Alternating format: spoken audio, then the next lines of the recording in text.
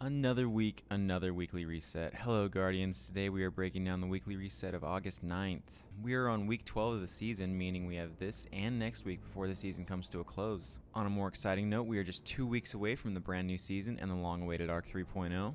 We should be getting a reveal here soon. But this week, the season continues to slow down as there is no new story content or anything like that, but hopefully in the next week we'll get an ending season mission or an event, but it doesn't look like it. For now though, we will cover the new Eververse items as well as Nightfall rotations and all that general goodness. If you find any of this content helpful or entertaining, hit that subscribe button, and let's get into it.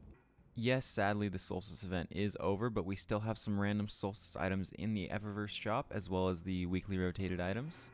First up, we've got the Sweet Sprinkles Ghost Shell for 2,850 Bright Dust. Then we've got a Witherhoard ornament for 1,250 Bright Dust. Next, we've got the Brock Entrance Transmat effect for 450 Bright Dust. And finally, we've got the Regal Daring shader for 300 Bright Dust. This is the default shader for the Solstice event armor this season, so be sure to pick that up if you want your armor to look a little fancy with the Regal coloring. Then, of course, we've got the Water Gun emote for 3,250 Bright Dust. The No Fair emote for 700 Bright Dust. The Seashell Ghost Shell for 2,850 Bright Dust. The Argentate Dusk Exotic Ship for 2,000 Bright Dust.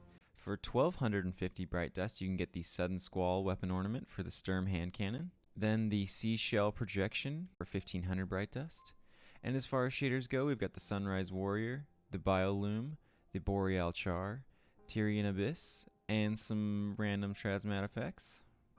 And last but not least, we got the Quadricycle Exotic Sparrow. Next, the weekly game mode for Crucible is Showdown, and this weekend we will see Capture Zone along with Freelance returning to Trials.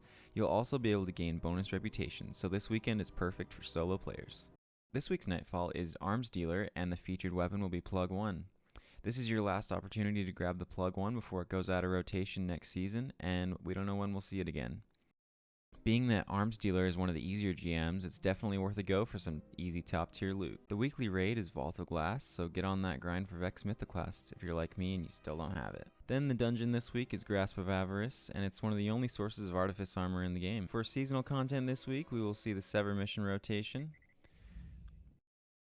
Now on to the Lost Sectors for this week. Starting off with August 9th, we have K1 Crew Quarters on the Moon, and you can get some helmets out of that. Next, for August 10th, we got the K1 Logistics on the Moon. You get some legs out of that.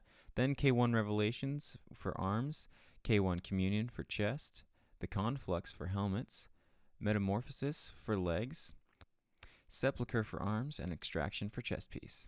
Finally, this week for Dares of Eternity, we will see the Jensum Knight Suit armor set and the Kairos Function Suit armor set, as well as their corresponding weapons for this week's rotation. That wraps up this week's Reset, Guardians. Again, if you found this video useful, hit that subscribe button and give it a like down below so I can keep you up to date on everything that's going on in Destiny. Thank you so much for watching, and have a great day, Guardians.